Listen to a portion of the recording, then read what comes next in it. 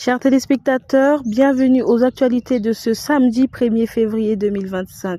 3 titres au sommaire de ce journal. Cameroun, le prix record de 5 000 francs CFA, le kilogramme de cacao obtenu cette semaine lors du marché de vente. Afrique, 300 millions de personnes auront accès à l'électricité d'ici 2030. Et enfin, investissement boursier en Afrique, des experts en conclave à Ouagadougou. Les détails dans ce journal.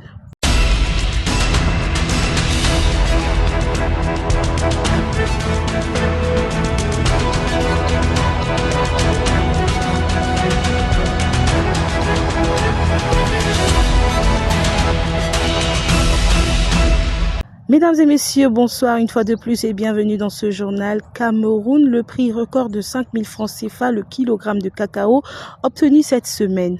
Au Cameroun, dans la localité de Biakoa, le ministre du Commerce, Luc Magloire Mbarga à Tangana, a organisé un marché de vente de cacao. En effet, 2002 tonnes de cacao de grade 1 ont ainsi été cédées au prix record de 5 000 francs CFA le kilogramme. L'Office national du cacao et du café a animé le marché qui a abouti à cette offre historique permettant aux producteurs d'encaisser directement et sans intermédiaire la somme colossale d'1,10 milliard de francs CFA. Cette performance exceptionnelle s'inscrit en droite ligne de la politique de valorisation de la filière cacao impulsé par les autorités camerounaises. Ce prix de 5 000 francs est tout sauf le fruit du hasard, a déclaré le ministre du Commerce, rappelant les mesures prospectives et déterminantes prescrites par le chef de l'État Paul Biya à l'issue de la campagne cacaoyère 2016-2017 qui produisent aujourd'hui leur plein effet. L'instauration d'une prime incitative de qualité, la réduction de la moitié du montant de la redevance à l'exportation et la densification des centres d'excellence de traitement post-récolte sont autant des résultats obtenus, a précisé le ministre du Commerce.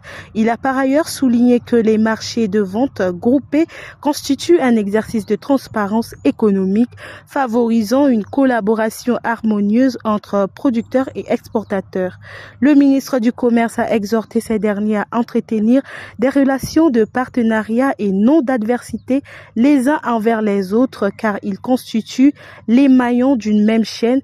Il les a également invités à faire un usage judicieux de ces importantes ressources et les gérant en bons pères de famille.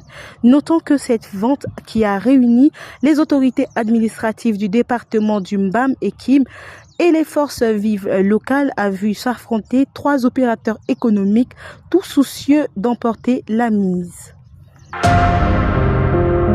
Afrique, 300 millions de personnes auront accès à l'électricité d'ici 2030. Le sommet africain de l'énergie Mission 300 s'est tenu à Dar es Salaam en Tanzanie les 27 et 28 janvier 2025. Il a réuni les chefs d'État africains, les dirigeants du secteur privé, les partenaires du développement et la société civile en vue d'accélérer l'accès à l'électricité pour 300 millions de personnes en Afrique d'ici 2030. Lors de cette réunion de 2 jours, les responsables gouvernementaux ont travaillé avec des chefs d'entreprise, des bailleurs de fonds et des organisations communautaires pour contribuer à atteindre cet objectif.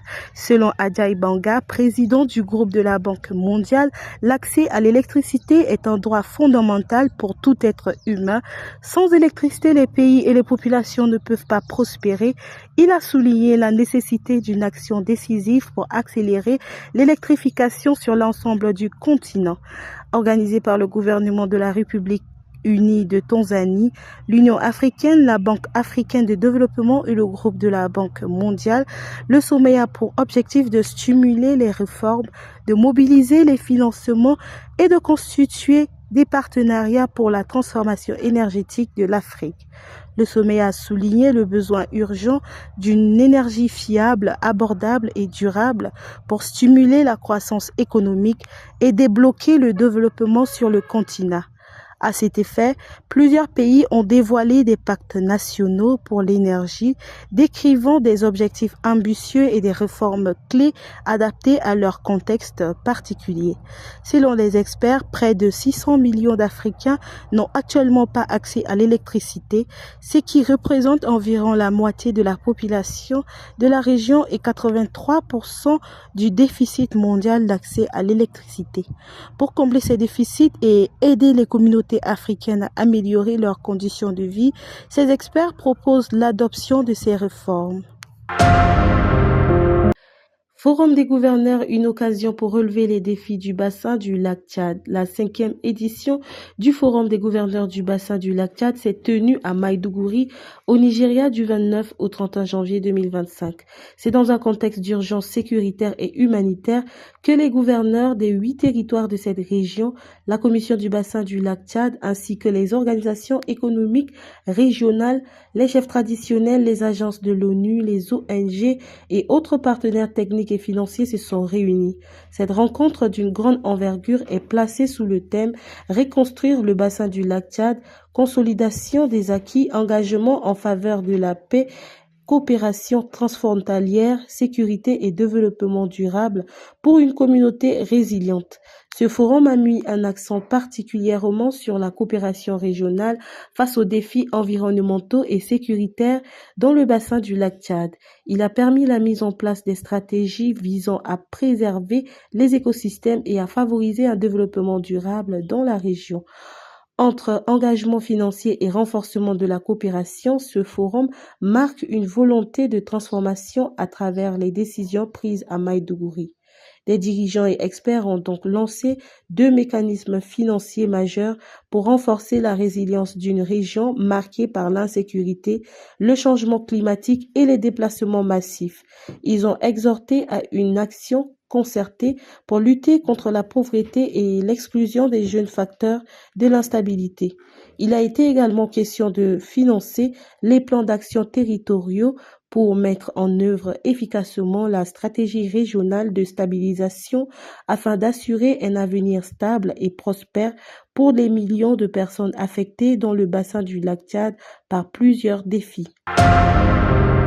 Et pour finir, investissement boursier en Afrique des experts en conclave à Ouagadougou, la 2e édition du Forum international sur l'investissement boursier, en abrégé FIIB, a été lancée par la Société africaine d'ingénierie et d'intermédiation financière du 30 au 31 janvier 2025 à Ouagadougou.